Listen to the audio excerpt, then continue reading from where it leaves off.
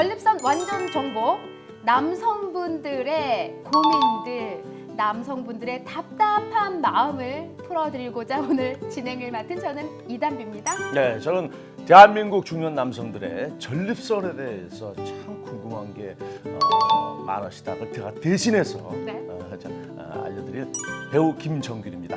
네, 반갑습니다. 네. 왜 서두에 저한테 그랬잖아요. 네. 전립선 지킴이가 되겠다. 그렇죠. 네. 사실은 제가 더 궁금한 게 많기 때문에 저는 허심탄회하게 오늘 교수님한테 다 여쭤볼 겁니다. 좋습니다. 그래서 지금 이 시간 준비한 주제는 바로 이겁니다.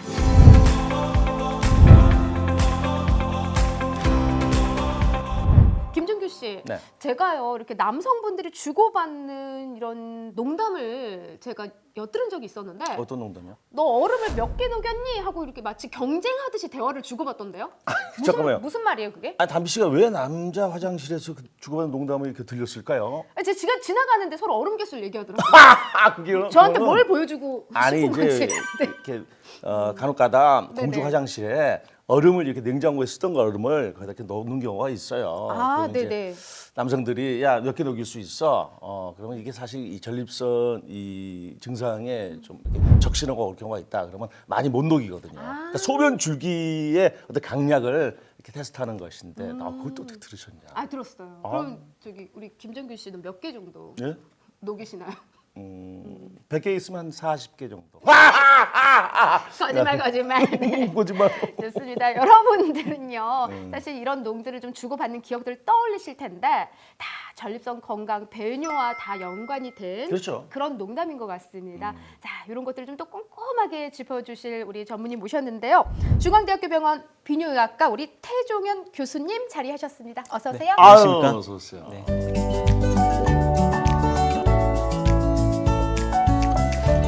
우리가 이제 서두에 좀 얘기한 거 들으셨죠? 그럼 교수님 몇 개 정도 녹이실 수 있나요?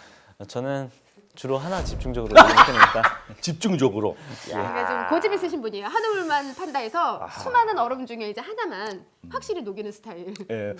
저는 이렇게 웃음이 나오면 안 되는데. 네, 오케이. 네. 아무튼 뭐 네. 진지하게 하겠습니다. 네, 좋습니다. 자, 그렇다면 오늘 우리 교수님까지 자리하셨기 때문에 네. 여러분들의 좀 궁금증, 지금까지 이 남성 건강에 관련된 이런 뭐 썰, 뭐 이런 속설 이런 것들이 그렇죠. 꽤 많았잖아요. 맞죠. 전립선하고 관련된 이제 질환부터 좀 챙겨볼 텐데 어떤 질환들이 주로 있을까요? 예, 전립선과 관련해서는 연령에 따라서 좀 나타나는 질환의 종류가 달라지는데요. 우리가 보통 30대, 40대 때에는 전립선염이 흔하고요. 그리고 50대 중반 이후에는 전립선 암 그리고 전립선 비대증이 비교적 흔합니다. 그러니까 가장 많이 들었던 지금 저희 아버님도 지금 전립선 비대증이시거든요. 아, 그래서, 그래요? 예, 가장 많은 이제 나이를 이제 점점 연세가 드실수록 특히 남성분들이라면은 전립선 비대증을 가장 이제 걱정할 것 같은데 우리 김정규 씨는 어떤 부분이 좀 가장 궁금해요? 저는 제 주변 분들이 이제 발기부전이 좀 있다, 아니면 사정 장애가 있다, 뭐 그러는데 발기부전은 왜 생기는 걸까요? 예, 우리가 이제 남성 건강하면 이제 발기부전과 뭐 사정 장애를 포함하는데요. 일단 발기부전이 발생하는 원인은 굉장히 다양합니다. 그래서 발기부전이 발생할 수 있는 것은 어떤 혈관과 신경의 이상이 있는 경우에도 발생하고요. 그 이외에도 약물의 부작용 그리고 내분비계의 이상이 있어도 발생할 수 있습니다. 이외에도 우리가 이제 중요하게 또 간과하는 것 중에 하나가 심리적으로 위축이 되거나 정신적인 측면에서도 스트레스를 많이 받는 경우엔 발기부전이 발생할 수 있습니다.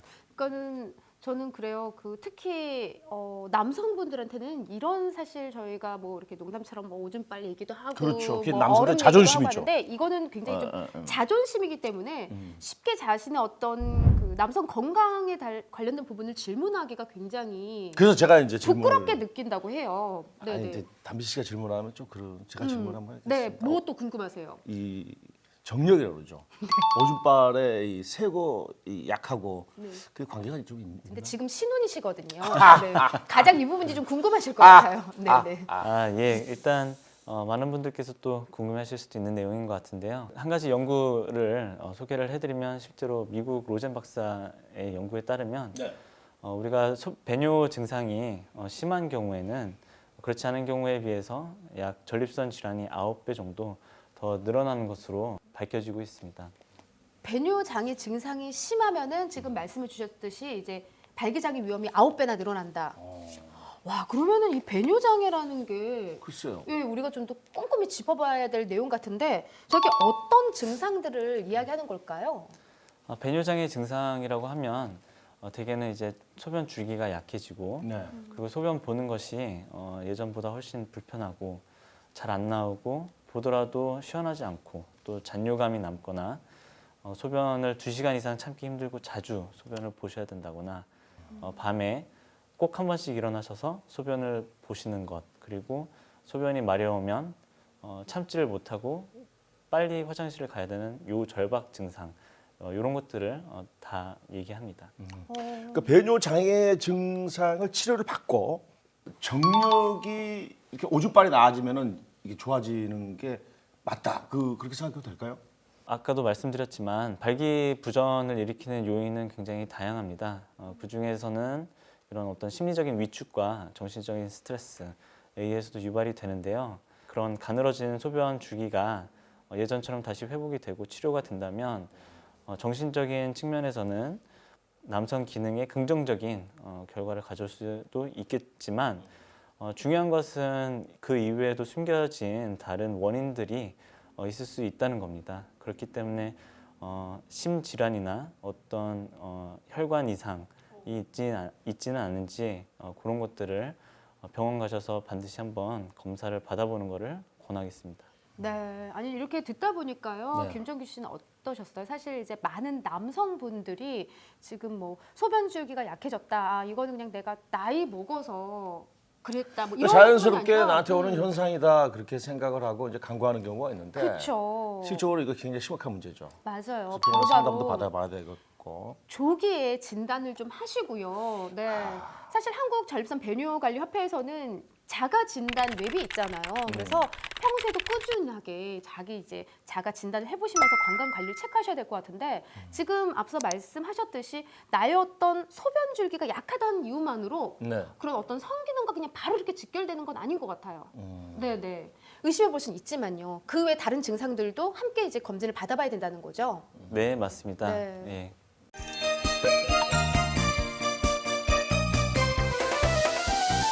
지금까지 사실 많은 남성분들이 네. 아우, 나 이거 정말 궁금한데 막상 어디 물어볼까 하면은 우리가 포털 사이트에 검색을 하잖아요. 그렇죠. 그거 누가 답변하는 줄 알아요? 초등학생들이. 초등학생들 어떻게 알아요? 그러니까 초등학생들이 많이 답변을 한대요. 그러니까 맞지. 여러분들 떠도는 이 수많은 정보의 홍수 속에 살고 있지만 정말 제대로 된 답변을 구하기가 또 쉽지가 않습니다. 그래서 오늘 이 시간들이 여러분들에게 좀 더 황금 같은 그런 시간이 될 수 있을 것 같은데요. 네. 우리 퇴 교수님 오셨기 때문에 남성 건강에 대한 질문들 하나하나 다 짚어보자고. 무엇이든지 여쭤봐도 되겠습니까? 네, 깜짝 놀랐어요. 네, 그런 썰들 있잖아요. 네. 네, 어떤 거 알고 계세요?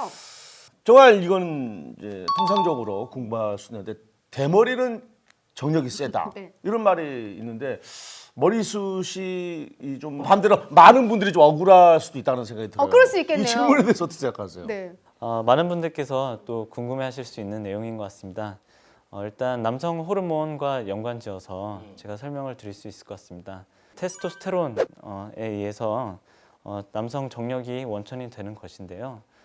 대머리의 경우에는 특히 이제 남성 탈모에 해당하는 이 M자 탈모도 남성 호르몬인 테스토스테론과 굉장히 연관이 높습니다.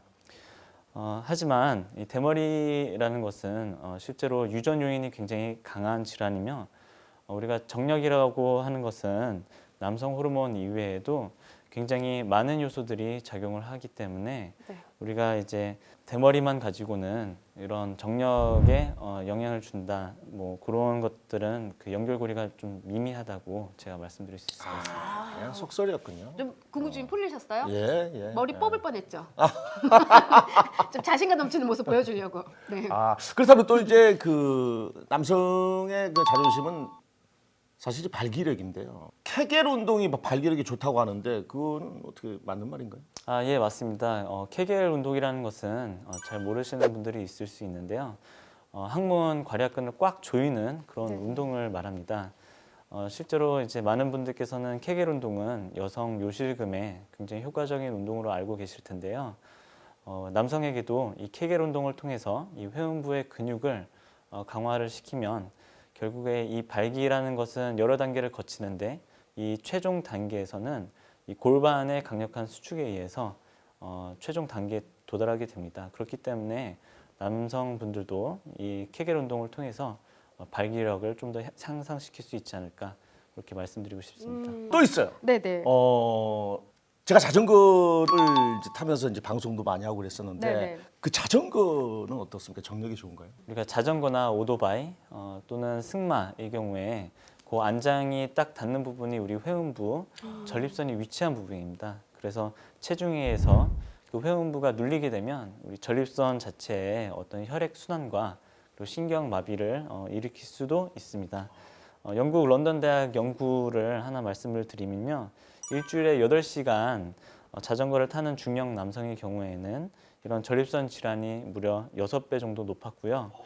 하루 30분 자전거를 타면 전립선암이 약 2배 정도 높아진다고 밝히고 있습니다. 야, 이거 그러면 앞으로 자전거 애호가들은 어떻게 하죠? 하다가 중간에 좀 이렇게 좀 휴식도 필요하고 뭐 그럴 거는 좀 괜찮지 않겠나요? 예, 맞습니다. 이 자전거 타긴 저도 좋아하는데요. 자전거는 사실 이 하체 근력과 그러니까요. 그리고 또 골반 근육을 강화시키기도 하고요. 또 전신의 혈액 순환을 도와주는 어떤 심혈관 운동이지 않습니까? 네. 그렇기 때문에 우리가 자전거를 탈 때는 30분 정도 주행을 한 이후에 10분 정도 휴식을 취하고 그렇게 해서 이제 전립선 부분에 혈액 순환을 다시 도모하고 또 감각의 어떤 신경 마비 이런 것들을 예방할 수 있지 않을까 조심스럽게 말씀드리고 싶습니다. 그래 조심스럽게 저도 여쭤보고 싶은데 그럼요. 서서 타면 어때요?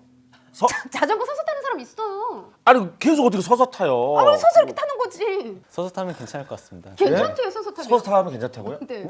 아니, 왜냐면 뭔가 뭐 자극이나 이렇게 압박을 주면 안 되기 때문에 서서 타는 거는 뭐 그거는 괜찮을 것 그쵸? 같습니다. 네. 무슨 전 국민들이 다 무슨 서커스 단원이 돼야 되는 거예요? 여러분 아, 서서 나 타는 이거. 거 추천드리는데 뭐든 좀 적당하게 그리고 오랫동안 뭔가 좀 이렇게 큰 마찰이나 자극을 주면 좀 안 될 것 같아요. 또 얼마 전에 그 TV에서 보니까 뭐 네네. 연예인이 네네. 남성 호르몬 수치가 굉장히 높다. 오. 근데 그 자주 이렇게 써야지만이 또 뭐 이렇게 아니 이제 원래 물건이랑 영불용설이라고 네네. 그런 게 있지 않습니까? 네네. 근데 어떻게 그 자주 사용하면은 그 기능이 이렇게 좋아지나요? 예, 우선 일단 음경의 발기라는 것은 평소에는 이제 좀 수축되어 있는 그 혈관들인데요. 이게 이제 성적인 자극에 의해서 음경 혈관의 평활 근육들이 이완 그리고 확장이 되면서 혈액이 유입이 되고 충만이 일어나게 됩니다. 그래서 이제 혈액 순환이 잘 되려면 결국에는 이런 혈관 근육의 수축과 이완이 원활해야 하는데요. 우리가 유산소 운동을 좀 자주 하도록 그렇게 권하는 것도 이 같은 이유에서라고 볼 수 있습니다. 이 심장이나 전신의 혈관을 강화시키는 거거든요. 그런 면에서는 우리가 이제 성관계를 주기적으로 갖는 것은 이런 음경 혈관에 산소를 또 공급하고 혈액 순환을 원활하게 하면서 혈관들을 강화하고 또 유지하는 데 도움이 될 수 있습니다. 아 그렇군요. 그러니까 안 쓰면은 안 좋아지는군요, 그죠? 기능이. 그러니까 기름도 자꾸 이렇게 칠해줘야 되고 그렇지 않아요? 뭐 이렇게 우리 지금 김정균 씨가 막 속 시원하게 뭔가를 막 말하고 싶은데 이걸 순화시키려니까 지금 막 불편하시죠? 아니 그 위험한 네. 발언이 나올 수 있는데 좀 네, 네. 편안하게 하고 싶은데 네. 그러니까 정상적인 그 성생활은 오히려 건강에 건강에? 도움이 된다 그런 얘기잖아요. 네, 맞습니다. 아, 교수님. 그리고 김정균 씨는 지금 이제 신혼이시니까 난리 나죠. 뭘 난리. 아니. 자꾸 이제 확인할 수 없는 발언들을 해주고 계시는데 예, 우리 죄송합니다. 김정균 씨를 위한 제가 질문 하나 드려야 될 것 같아요. 또 뭐예요? 지금 아내분이 뭐 맛있는 음식 많이 해주세요? 그럼요. 저기 살찌고 뭐야 한 10kg. 결혼 후에 10kg 찌신 거예요? 네. 그럼 피해야 될 음식 지금 사실 되게 잘 챙겨주고 계시기 때문에 살이 막 찌고 계시는데 남성 건강을 위해서 네. 좀 더 이거는 피해야 된다는 음식들 있을 것 같아요. 네, 있습니다. 그 남성 건강에 좀 해로운 음식들이 몇 가지가 있습니다. 네. 육류 그리고 버터, 치즈, 라면, 뭐 패스트푸드 이런 음식들에는 포화 지방산이 많이 포함되어 있습니다. 이런 포함 지방산은 결국에 남성 호르몬을 하고 성욕을 감퇴시키는 그런 기능이 있습니다. 그 이외에도 이제 커피나 강장제는 카페인이 들어있는데요. 이러한 카페인 성분은 뭐 일시적으로 각성 효과는 있겠지만 결과적으로는 이뇨, 부정맥, 그리고 불면증 등을 일으켜서 갱년기 증상을 좀 악화시킬 수도 있습니다. 이외에도 뭐 누구나 다 아시겠지만 이 알코올과 흡연은 또 남성 건강에 굉장히 좋지 않습니다. 알코올의 경우에는 이 고안에 작용을 해서 남성 호르몬을 감소시키고요. 그리고 흡연의 경우에는 혈관을 수축시켜서 발기력에 문제가 생길 수 있습니다. 와, 지금 들어보니까 이 내용들 다 김종균 씨가 다 좋아하는 것들인데 이제 아니, 어떻게 해요? 아니 이제 어떡하죠? 근데 저 집사람이 네. 이제 그 굴하고 치즈 뭐 이런 게 뭐 좋다고 해서 많이 먹으라고 주는데 그렇게 요즘에 굴을 드세요? 네. 네. 절대 남자는 굴에서는 안 된다 그래가지고 네. 굴이 좋아요? 굴, 게, 새우 이런 것에는 이제 아연이 많이 포함되어 있고요.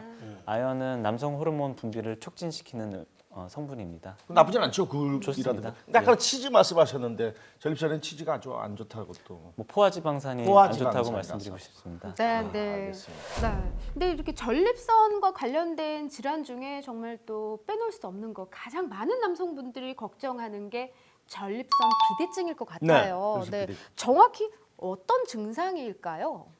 예, 일단 전립선 비대증은 전립선이라는 장기가 결국에는 방광 밑에 요도를 감싸고 있습니다. 그래서 비대해지는 경우에는 이제 전립선 크기가 안쪽으로 자라나면서 요도를 압박해서 다양한 소변 증상들이 나타나는데요. 대개 50대 때는 50%, 60대 때는 60%, 그리고 70대 때는 70%의 어르신들이 전립선 비대증을 앓고 계십니다.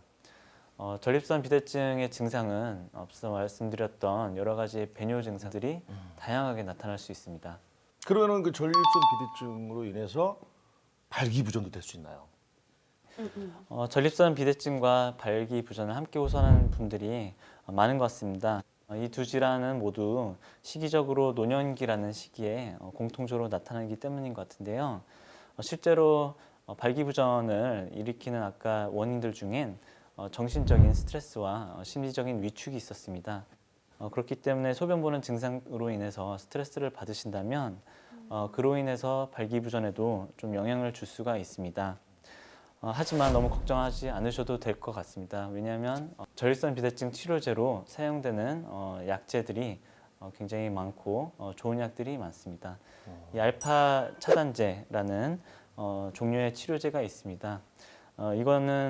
이것은 전립선과 방광이 목에 평활근들을 이완시켜서 소변 보는 것을 원활하게 해줄 수 있습니다.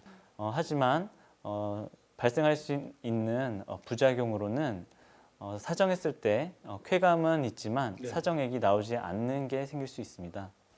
이렇게 사정액이 나오지 않는 이유는 결국에 이 방광목이 열리면서 사정액이 밖으로 배출되지 않고 방광 안으로 들어가게 되는데요.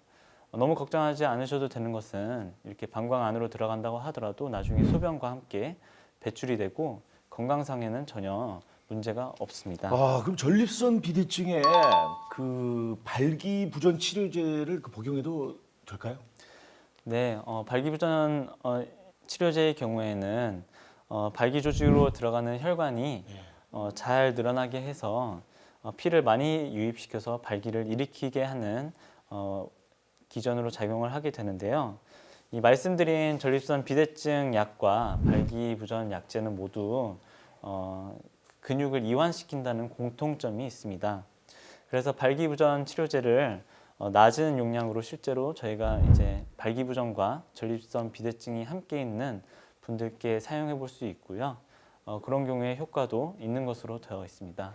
단 이제 협심증이나 심근경색으로 니트로글리세린이라는 계열의 약을 복용하고 계실 때에는 발기부전 치료제를 사용하는 것은 금기 사항이기 때문에 반드시 이것은 주의를 해야 됩니다. 아, 금기사항. 그러니까 심장 관련 이제 약물을 복용하시는 분들은요, 예. 특히 이제 전립선 질환이 찾아왔을 때 이렇게 잘생기신 태 교수님처럼 그러니까 주치하고 상의를 충분히 한 다음에 결정을 하셔야 될 것 같아요. 그래야죠. 네. 금기사항이라니까. 자, 그렇다면 전립선 비대증의 그 치료 방법들은 대체로 어떤 것들이 있을까요? 예, 전립선 비대증을 치료하는 방법은 일반적으로 약물을 먼저 사용하게 됩니다. 앞서 말씀드렸던 다양한 약들을 우선 사용을 해보고요. 그럼에도 불구하고 증상이 악화되거나 치료가 잘 되지 않을 경우에는 수술적인 치료 방법을 고려해 볼 수가 있습니다. 가장 보편적인 수술적인 치료 방법은 경요도 전립선 절제술이라는 겁니다. 이것은 내시경을 통해서 요도 안으로 들어가서 비대해진 전립선 조직을 확인하고 그것을 레이저나 전기 칼로 제거하는 그런 수술이 되겠습니다. 아니 근데 궁금한 게요. 저희 지금 아버지도 지금 전립선 비대증이거든요. 수술을 좀 하시라고 했더니 약이 지금 별 효과가 없어서 그랬더니 겁을 먹으시고 뭔가 좀 이 수술해가지고 오히려 더 잘못되는 게 아닐까. 남성의 어떤 그러니까 이제 좀, 항상 이제 그 아버님께서도 보통 수술 후에 비대증 수술 후에 발기부전이나 이제 사정 장애가 올 수 있지 않을까 그런 그럼 걱정들 우려도 하세요. 하고 계시더라고요. 네, 그래서 수술을 하는 과정에서는 실제로 우리가 발기신경이나 직접적으로 건드리진 않지만 아주 극히 일부분에서는 우리가 지혈하는 과정에서 그러한 전류가 전달이 돼서 발기신경에 좀 영향을 줄 수도 있는 것으로 되어 있습니다. 그래서 수술 이후에 어떤 발기부전이 극히 드물고요. 아프고 막 이런 수술 아닌 거죠? 네, 그렇습니다. 네. 그거는 통증이나 이런 것들은 별로 없고. 그럼 그 수술을 하게 되면은 얼음을 한 50개 정도는 아이 선배님 자꾸 아까부터 얼음을 녹이는 것에 집중하세요. 네. 하나 소변 줄기랑은 그렇게 큰 연관은 없다고 하는데요. 알겠습니다.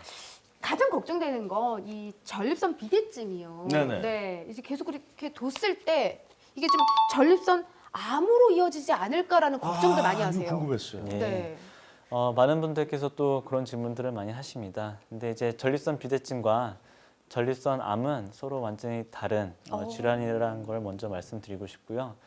실제로 이제 전립선 비대증은 전립선이 안쪽이 커지는 것이고요. 네. 전립선 암의 경우에는 전립선 바깥쪽의 조직이 변해서 전립선 암이 되는 게 거의 90% 이상입니다.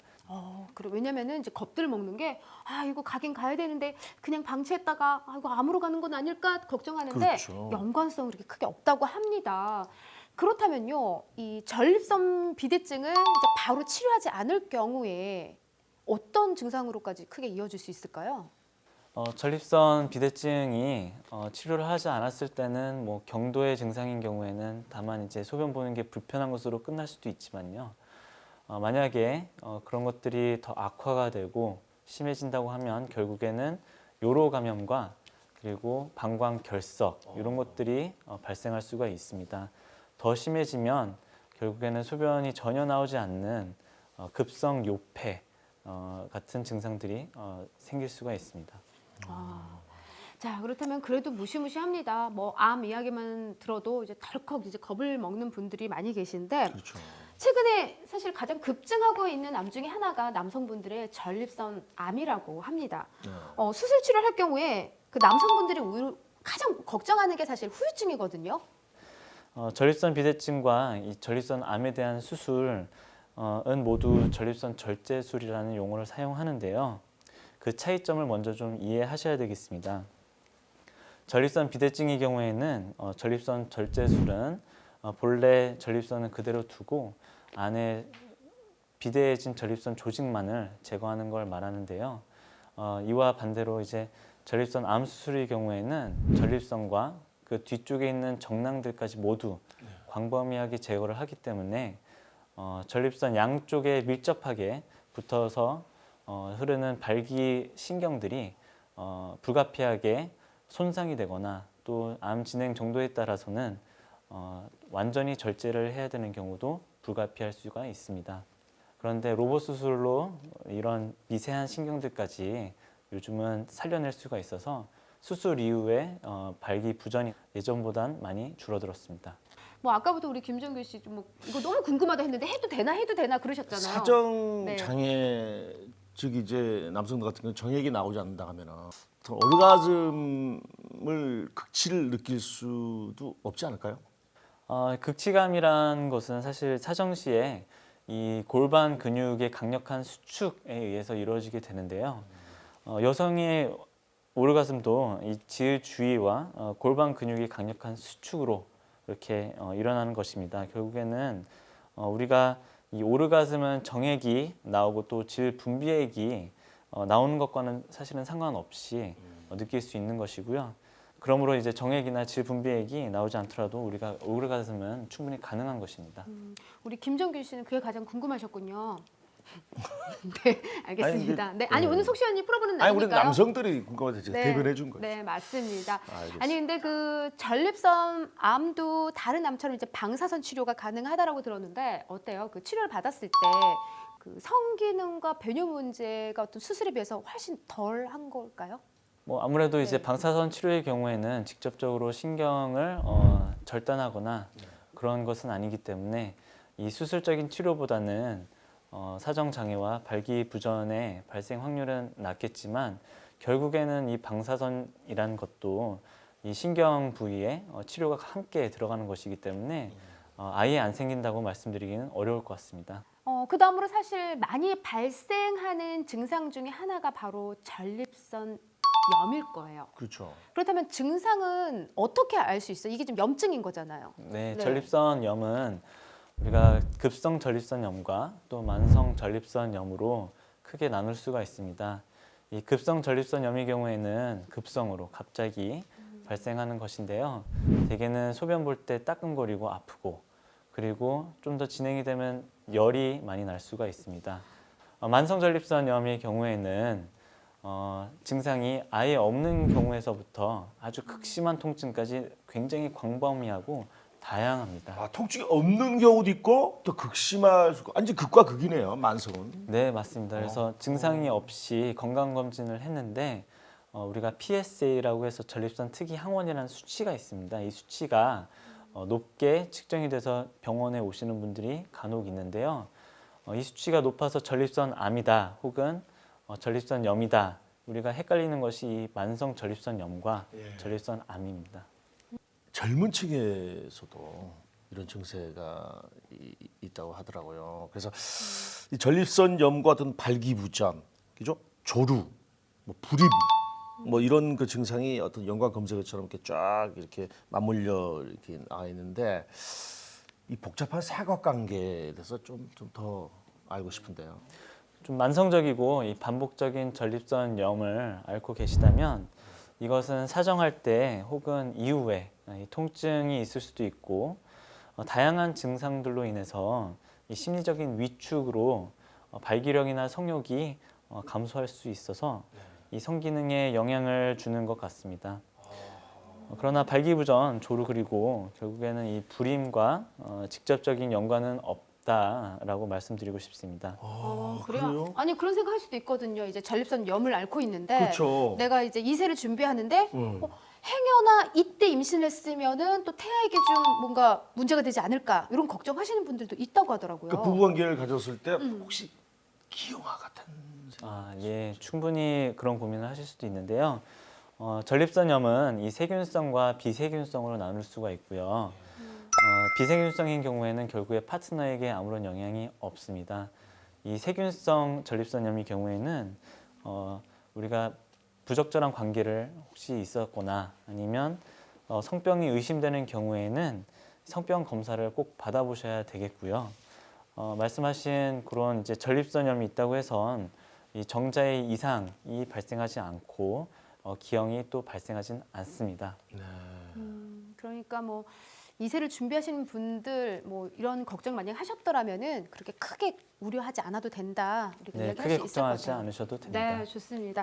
아니, 그런데 이제 남자든 여자든 그 뭔가 전립선이나 또 생식기 쪽에 문제가 생겼을 때 가장 좋은 또 집에서도 할 수 있는 가장 좋은 방법이 또 자욕이 있다. 좌욕. 평소에도 꾸준히 해야 된다. 나도 여기 들은 것 같은데. 들었거든요. 하고 계세요 혹시?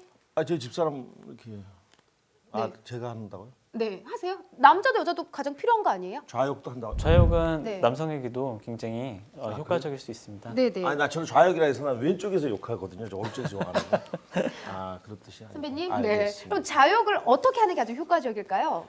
좌욕은 이제 좀 엉덩이가 충분히 다 들어갈 수 있는 충분히 큰 대야를 준비를 먼저 하시고요. 섭씨 40에서 43도 정도의 따끈한 물을 준비하신 이후에 한 번에 5에서 10분 정도, 그리고 하루에는 한 2번에서 3번 정도 항문 주위를 담그고 앉아 계시면 됩니다. 좌욕을 하게 되면 이제 방광과 전립선의 평활근들을 좀 이완을 시켜주면서 우리가 호소하였던 그런 혈류를 증가시켜서 호소하신 그런 통증을 좀 완화시켜 줄 수 있고요. 이런 전립선 비대증으로 인한 어떤 배뇨 증상들도 좀 완화를 시켜줄 수 있습니다. 아, 오늘 정말 뭐 덕분에 우리가 기존에 조금 썰처럼 농담처럼 했던 이야기의 궁금증까지 오늘 맞습니다. 싹싹싹 다 속 시원하게 풀어본 것 같아요. 요즘 제 네. 주변에 보면은 이 남성 갱년기로 또 힘들어하시는 분들이 좀 많거든요. 네. 그러니까 은퇴를 앞두고 그런 상태에서 안 그래도 외로운데 전립선에 문제가 생겼을 때 더 위축이 된다고 합니다. 여러분들 걱정하지 마세요. 뭐 미리 말씀드렸듯이 네. 조기에 진단하고 바로 문제가 생겼을 때는 이렇게 비뇨기과 전문의와 바로 상담을 한다면 그 건강, 요즘엔 사실 뭐 못 고칠 병이 없을 정도로 의학이 발달했잖아요. 네, 그래서 그런 자신감 챙기시기 바랍니다. 아니 그리고 네. 이제 병이라는 것을 알려야 됩니다. 알려요. 그러죠. 막 그리고 막 제발 좀 그리고 상담을 해야 돼요. 맞아요. 자신 있게. 아니 네. 건강보험을 뭐하러 이렇게 듭니까? 그걸 이용을 해서 자주자주 이렇게 잘생긴 우리 차 교수님도 만나 뵙고. 네, 했으면 맞습니다. 좋겠습니다. 자, 오늘 이 내용들을 토대로 남성 건강과 그리고 전립선에 대해서 좀 더 자세하게 요점 정리를 좀 해볼까요? 네. 자, 지금부터 전립선과 관련된 대표적인 질환을 살펴볼까요? 첫 번째, 전립선염. 3, 40대가 주 발병 질환이고요. 좌욕을 추천드립니다. 두 번째는 전립선 비대증인데요. 50대 중반 이후에 발병 질환이고요. 여러 가지 배뇨 증상을 일으키는 병입니다. 세 번째, 전립선 암인데요. 50대 중반 이후에 발병 질환이라고 합니다. 수술 및 방사선 치료가 가능합니다. 네, 오늘 교수님 함께 하면서 사실 우리가 그동안 좀 너무 궁금했던 부분들, 네. 어디다 딱 물어보기 좀 민망했던 질문까지도 오늘 다 우리가 좀 속 시원하게 풀어볼 수 있는 그런 시간이 됐어요. 네. 좀 많이 해결이 됐어요? 용기 내서 물어봤습니다. 네, 좋습니다. 많이 알게 됐습니다. 네, 이렇게 끝으로 전립선과 또 남성 건강에 관해서 아직까지 고민 많이 하신 분들 계시잖아요. 어떤 말씀 전해주실 수 있을까요? 끝으로? 네, 이 남성 건강 그리고 전립선 관련해서는 많이 쑥스러워하시는 것 같습니다. 그래서 다른 질환에 비해서도 병원을 내원해서 검사를 받는 경우가 좀 적은 것 같은데요. 만약에 이런 문제가 있다고 하면 너무 간과하지 마시고 병원에 내원해서 꼭 검사를 받아보시는 것을 권합니다. 네. 네, 말씀만으로 감사합니다. 그냥 병원의 문턱을 높게 생각했던 분들도 빨리 교수님 만나러 가야겠다는 생각이 들 것 같아요. 네. 오늘 말씀 너무 감사드리고요. 우리 중앙대학교 병원 비뇨기과 태종현 교수님이었습니다. 고맙습니다. 감사합니다. 네, 감사합니다.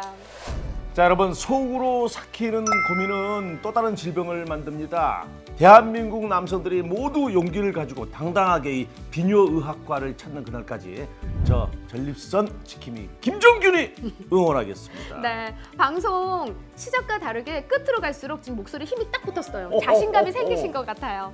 정말 남성분들에게 있어서는 제2의 심장이라 불리는 게 전립선이라고 합니다. 우리 교수님 말씀처럼 미리미리 겁먹지 마시고요. 병원 문턱을 좀 쉽게 좀 넘으셨으면 좋겠어요. 그래서 미리미리 조기 진단하시고 또 힘들었던 부분들을 속 시원하게 풀어놓으시면은 아마 큰 도움이 되실 겁니다. 여러분들 전립선 건강 지킴이 이단비도 함께하도록 하겠습니다. 여러분 건강하세요. 건강하세요. 감사합니다. 네.